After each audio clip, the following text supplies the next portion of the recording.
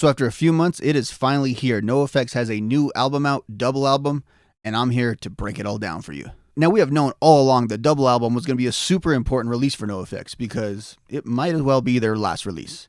Now, they have made noise about other music possibly coming in the future, but we'll see about that. For right now, I think we could take everyone at their word and consider this the NOFX finale. But does it live up to the great name of NOFX? Does it live down to the name of NOFX? Or are they only given about 60 or so %? In this video, I'm going to attempt to answer that question. What value does double album have, especially at this point in the career of NOFX? Before I get into the album, I want to note one of the main criticisms I've already seen of this album. For it being a new NOFX album, there's a lot of material that NOFX fans have heard over the years. That's not necessarily a bad thing, but it kind of takes away the excitement of a new album. However, for the purposes of this review, I want to judge these songs in this album on its own merits, regardless of where else these songs have appeared. I think it's natural for us to break down an album like double album in the context of single album. After all, they kind of seem related, and some of these may be some leftovers from single album. The truth is, when single album came out, Mike did a lot of interviews explaining that there wasn't enough to make a double album, even though that's what he intended on doing initially. Are these leftovers? Well, they kind of are. With all that said, I don't think this is a sequel to single album, but it does belong in this era of NOFX. Now, what is this era of NOFX, you ask? Well, it's kind of complicated. Actually, no, it's very easy. Not only are we in seemingly the end times of NOFX, but we're kind of in the stretch run of the lives of the people in NOFX. Not that they're going to be dead soon. I'm just saying they're much older than at any other time in their career. And I know that's kind of an obvious statement, but they're kind of embracing being an older band and coming to terms with that. I would say this era kind of kicks off with both First Ditch Effort and the Hepatitis Bathtub being published, where we got to know a lot more about the band and embracing their kind of human side.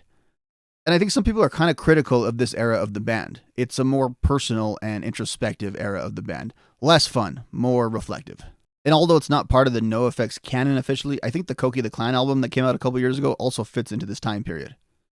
And as I mentioned earlier, you have to always talk about single album. Now, this is not single album. Single album is an epic album.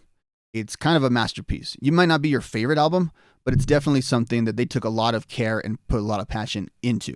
A very serious album, unlike anything NOFX has ever done. Double album sounds a little familiar. Going back to single album though, if I had to appraise what makes it so good, is it was kind of the perfect album at the right time.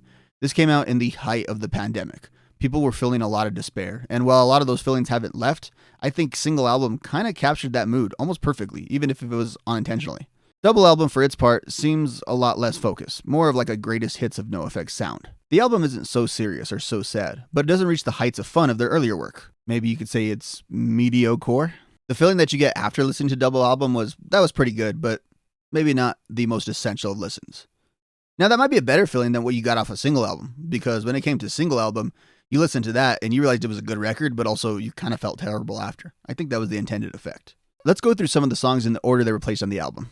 We open up with the previously released Darby Crashing Your Party. I have a video on this song, so you can go check that out as well, but I think this song is actually better than when I heard it originally. Yeah, I know it's the same song, but it's grown on me quite a bit. It's a song that you may classify as a little directionless, and it kind of belongs on single album, to be honest with you, but it's still worth a listen, and definitely leans on the puns pretty heavily. The next two songs on the album is where I think this thing really has its strength. Don't Count on Me is an awesome self-deprecating punk song, with vocal contributions early on from both Fat Mike and Eric Melvin. That's the thing about this album as well. Eric Melvin's vocals are pretty good throughout this entire thing. But it's kind of two songs in one, and I think that's pretty cool. Like, after the song proper is done, there's like a little bit of a lull, and if you're not paying attention, you think you've moved on to the next song. But it's actually where we bring in Hefe to give his first vocal contribution of this album. And like I said, that's where the fun kind of comes back. You have a little bit of that NOFX fun here, and I really enjoy it. I also think, and this is a theme throughout the album, that there's a lot of connections between this album and First Ditch Effort. And in fact, this might be a sequel to I Don't Like Me Anymore. The reggae ska infusion kind of flows into Joanna Constantine. I don't got a lot to say about the song. It's okay. And then we get to probably what's the most polarizing song from this album, Punk Rock Cliché. I've talked about this song a little bit in a previous video explaining some of the origins of this song, and there's been a lot said about it even since then. But I still maintain this would have been better as a Blink-182 song, but it's not as bad as when I first heard it. And I think that's the case with both this and Punk Rock Cliché. They aged a little better. It's actually probably the most catchy song on the album. Not only do I feel like this would have been a better Blink song, this is actually a better Tom DeLonge song, but again, it's pretty catchy. And as I might have mentioned earlier, a criticism I have of this album is while it is back to the more pop punky side of what NOFX can do, The hooks, maybe not quite there. There's not a lot of sing-along on this thing. This song may be a slight exception. Fuck Day 6 gets back into the serious side. Again, this one probably a single album style song. It's about Mike's trip through rehab and getting it done in 7 days, but the horrors that come with Day 6.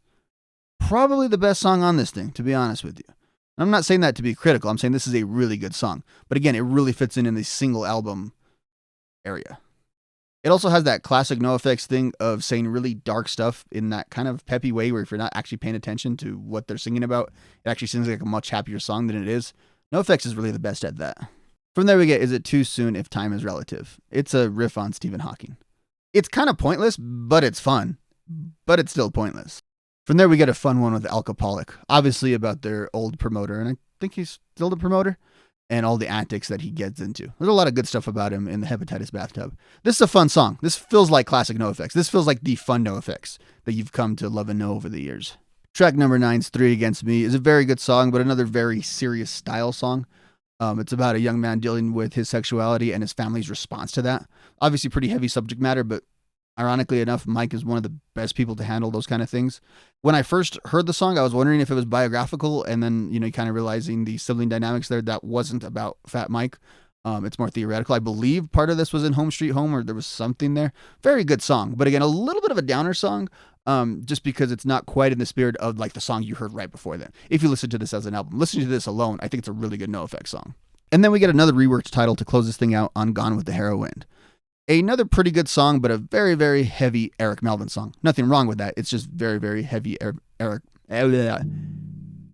Melvin. Overall, I gotta say, listening to this album and then going through this review, everything feels a little rushed by me. And not because this album is super fast, it's just there's not a lot there.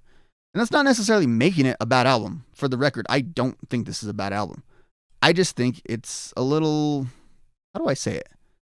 Not given their all. I don't feel a passion behind these songs the way that you normally do with NOFX material. Now, it's still good material because NOFX are excellent songwriters and excellent performers, but I don't really feel the full juice into this thing. I don't feel their heart and soul was in this thing.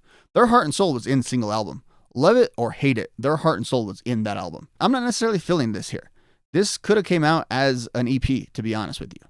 And it's also pretty short, 27 minutes, which is not super short for a NOFX album, but it's kind of noticeably short. Like, you're through it very, very quickly, which makes it listenable and kind of up to our modern sensibilities, but maybe not exactly what you want. I maybe could have gone with another song or two, which is not something I usually say on albums. Usually I think there should be editing and, getting things more condensed. This I would have liked a little bit more.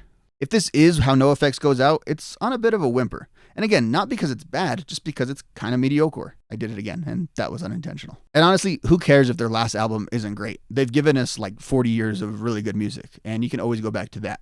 And it's not like we're going to have years and years of them touring on these songs. And these songs aren't bad. Again, I don't want that to be the perception of this review. These songs are not bad. As an album as a whole, though, it doesn't overwhelm you.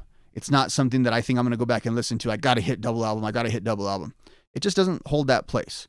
Single album doesn't really have that either, but it's because the tonal shift in single album you kind of got to be in the mood for. It's like watching a long, depressing movie that's very, very good, but you kind of have to be in the right mood for. I'm sure as NOFX winds down, we will hear more new music, and Mike has intimated that there is a lot of new NOFX. So this might not be the last NOFX new music, but it's probably the last full-length album. And honestly, they could have done just a little bit better. But that's my opinion. Tell me what you think down below in the comment section.